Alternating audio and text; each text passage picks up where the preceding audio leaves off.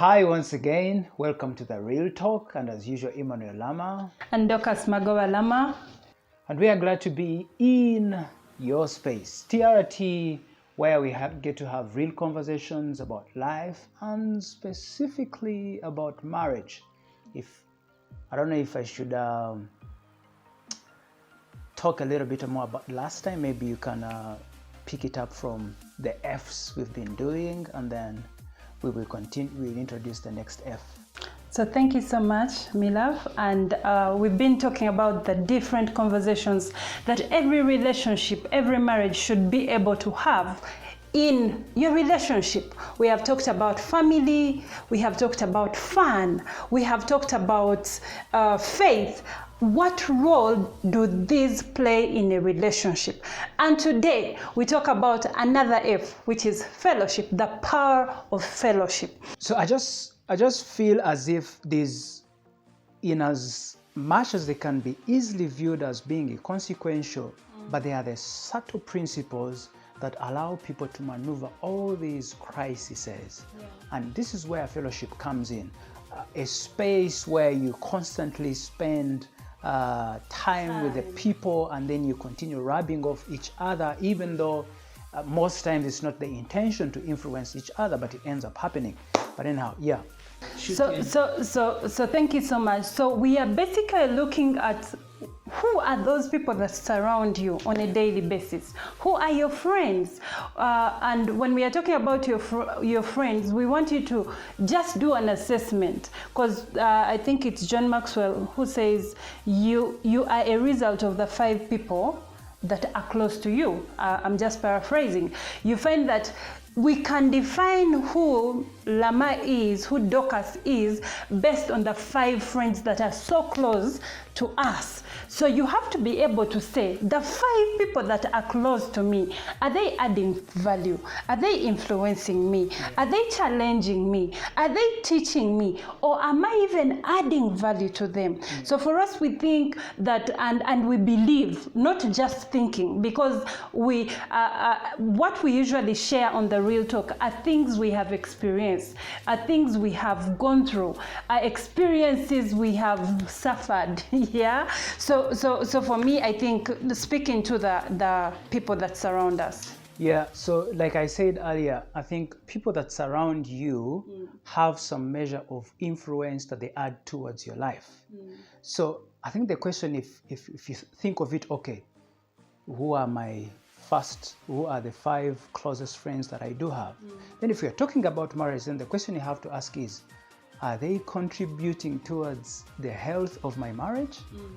Are they bringing in a good influence towards my marriage? Or even more so, me as an individual, is there anything I'm adding towards people's marriage spaces? So if you do find you have a group of people that, if I have a group of people that constantly talk about how marriage sucks, okay, then most likely it's going to be hard when a crisis comes into my marriage. It will be that whole thing of, anyhow, marriage sucks. Okay, yeah. But if a predominant number of the people that I'm surrounded with are people who believe in marriage, we have to figure out how this thing is working, or they have a whole liturgy of success stories of how they have been able to maneuver sacrifices, rather crises in the marriage. Because the only marriage that I know that I think Paul talks about should be in verse 17, 1 Corinthians, where it's a marriage that never happens. That's the only marriage you're guaranteed that, you won't have crises. There will be issues in marriage. So how we get to solve them, I think, the influence comes from the environments we've been in, the mindsets of the people who surround us regarding marriage. If it's a negative one, then, it becomes hard to to sail through these crises when they come along. And I think that mindset also comes from a place, even when you start like the dating process, you have a fiancé, but then you're surrounding yourself with people who think marriage is just a transaction, marriage is just a thing you go in to get, not to give. So you find that the mindset you have built because of the people you surround yourself with is affecting how you relate with your husband or your wife in the relationship. So for us, we believe that you need to check yourself. Who are those people that are speaking into your life? Because every day, if I'm spending with Lama, let's say 6 hours in a week or 6 hours in a day, it means they are speaking into my life. So I have to be very careful and be selective and know the people that I'm allowing in my life. Yeah. So what are the other fellows that we need to have or we need to check as we go on? I think if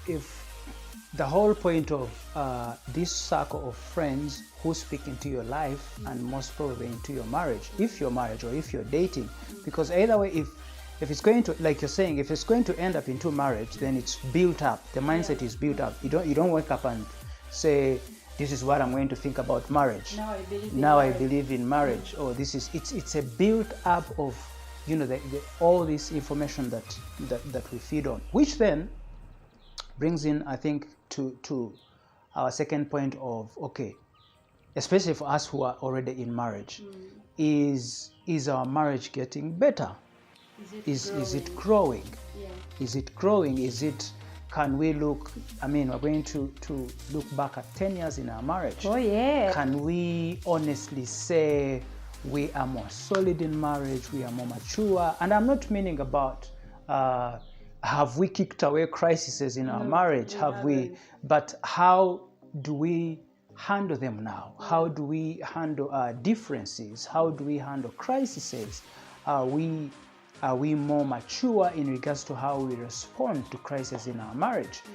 And that comes from are there specific things we are doing in our marriage that are making them grow? Yes. So I think for me, that brings us to the point of the word I love most. You say I love it so much. The intentionality of working on your marriage, on your relationship, where you say, for example, I think when we were talking before we started shooting, we said, when I wanted to master in something, I went and did a master's degree in human resource. So meaning when I want to master and perfect the art of marriage and build a lasting marriage, then I have to master. How do I master? I master by making sure I have the right people in my circles. I master by making sure that I am reading the right material. I can even use this example. I've had people say, no, you shouldn't read romantic novels. It's un-Christian. No. If I feel that reading this romantic novel will teach me how to do something in marriage to become better, then I will actually go for that specific romantic novel. So for me, it's that yearning and the intentionality to make sure that we are constantly growing and seeking knowledge to better our relationships, to better our marriage. Which then solidifies the whole point of fellowship we are trying to make. If for example, if you've said, okay, we need start reading books about marriage. I think it always becomes easy when it's whole, like us who are in church, we have marriage fellowships. Thinking about it, one of the most influential tool that really God used to help us sail through the crises in our marriage was the marriage cell. The orchards. We love you guys. Just a group of like-minded people, part of the bigger marriage fellowship, but the smaller part of depending on the area we are coming from. So we were part of this small community where people were sharing their stories of how they are doing marriage, how they are maneuvering the storms of marriage. So you go with your complaint of, can you imagine we haven't had sex for a week, and then someone is like, a week? For us, we haven't had it for a month. So what are you talking about? So I think for me, the importance of having such a fellowship, and the fellowship is not just church. It can even be at work, but where you're in a community of people who are in marriage. So the purpose of this is that you have a group that are speaking about the challenges freely, not with this. You know, sometimes you fear to speak about what you're going through because people are going to use it against you. But when you... Especially us men. Yes. No man wants to be known as, that's the guy who is losing it. No man wants to hear that. So for me, I feel it's better. You find if I belong to a marriage group, if I have 5 ladies who are married, have been married for 5-10 years, I think one of our dreams is to really start a couples group where we have at least 50 couples where we can dine together, share together. So you walk the journey together, because the reason we are talking about fellowship is because I think if we didn't have fellowship, we would have divorced or separated in our 3rd year. Okay, for me, from my end as a woman, because we got so much help in my world of thinking, okay, this thing is tough, but I'm handling it. So sometimes you don't get to realize until you get actually help. So we have to be intentional about the people we associate with, the people we fellowship with, the people we talk to every day, the fellowships we go for. Not every fellowship stands for a relationship or marriage. There are those that don't think marriage is really a thing. I mean, if you're married and you're still going for are they home parties? There's this whole thing of where people go anyhow. I don't want to go through. Are you sure? You know what you're talking about? Have you been to one? Okay. The mark is on me now. I haven't been to any, but I've counseled people who have been to such.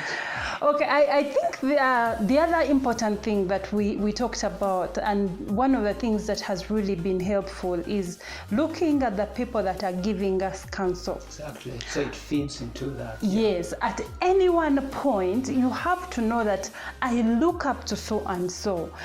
They are the ones that have the authorities to speak into my life. They are the ones I can run to if Dorcas is becoming a problem. They are the ones that I can run to if my husband is a problem. So having someone to look up to who is counseling you, who is the authority in your marriage? Like, I am sure most people usually get best mans who are the authorities, but most of us you find, or some people you find that they got best mans because they looked handsome, or matrons who looked beautiful, and it wasn't that authority thing, because the best man and the matron, they should be able to put you back in a place of always forgiving one another and reconciling. Speaking to that, counsel comes from different sources, but the most obvious one is the people who are surrounding you. So now the question, I think, us as marrieds is, where are we getting our counsel? But even before the counsel comes in, like we introduced in the introduction part, where we are saying, okay, we are talking about all these issues, they might seem so inconsequential to someone going through, the hard knocks of marriage. It's almost gone.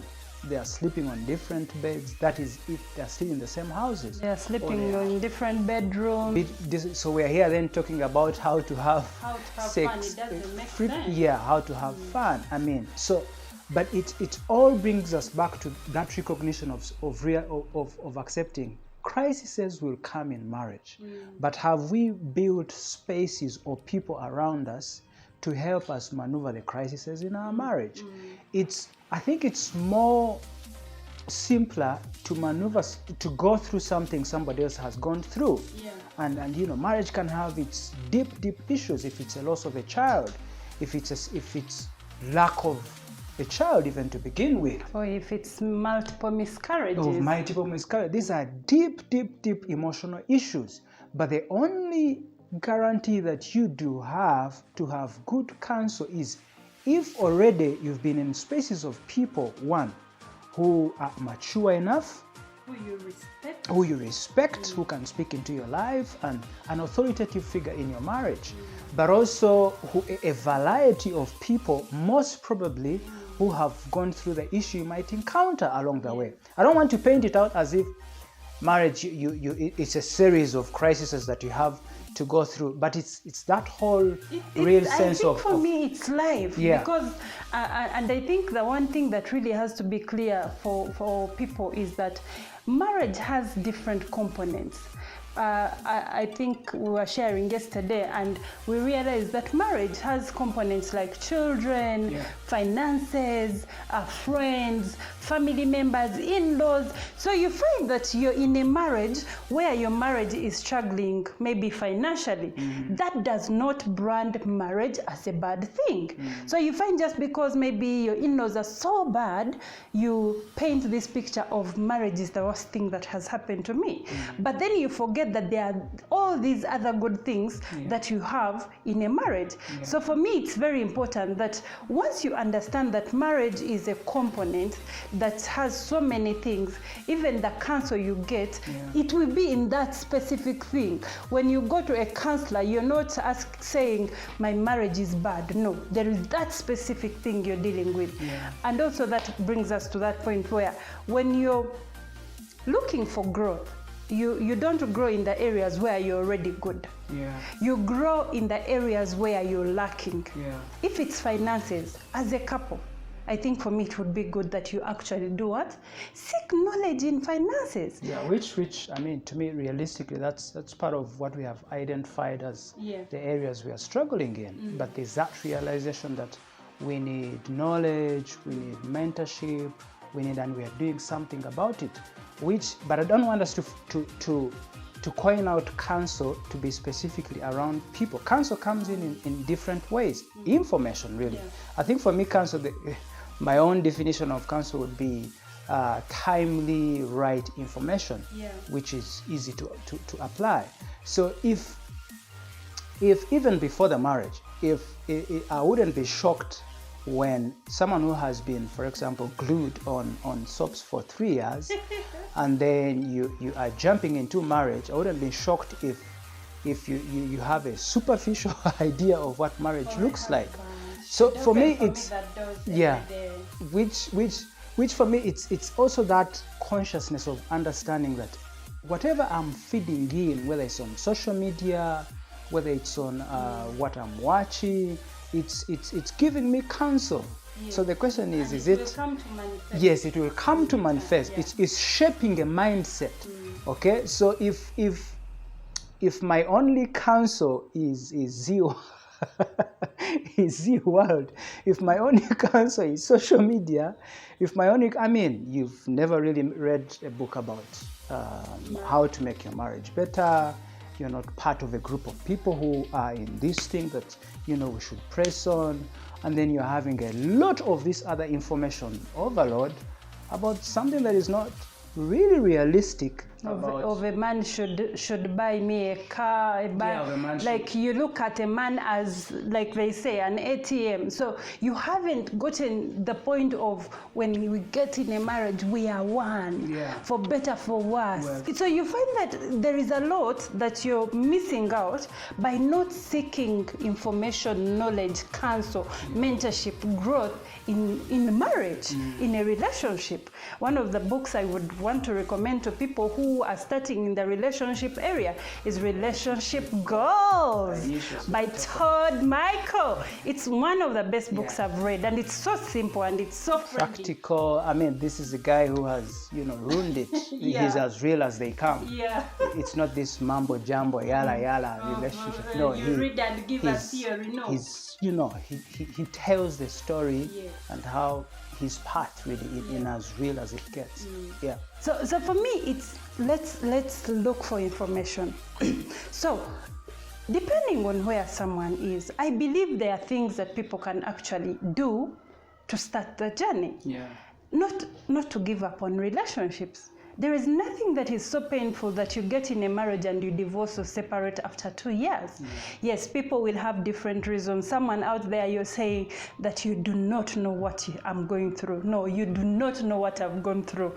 You do not know what other people are going through. So for me, it's that thing of realizing that marriage is just like any other job, where with my HR, I love relating with the employment. So when you don't perform well at the end of 6 months, they put you on PEP, improvement plan. So even marriage, you have to keep putting yourself on that improvement plan. We go back to the starting point. So where does one start from? I think for me, what are the action points for someone out there? For me, the quickest action point is look out for someone that you do respect, who has a good track record regarding an exemplary marriage.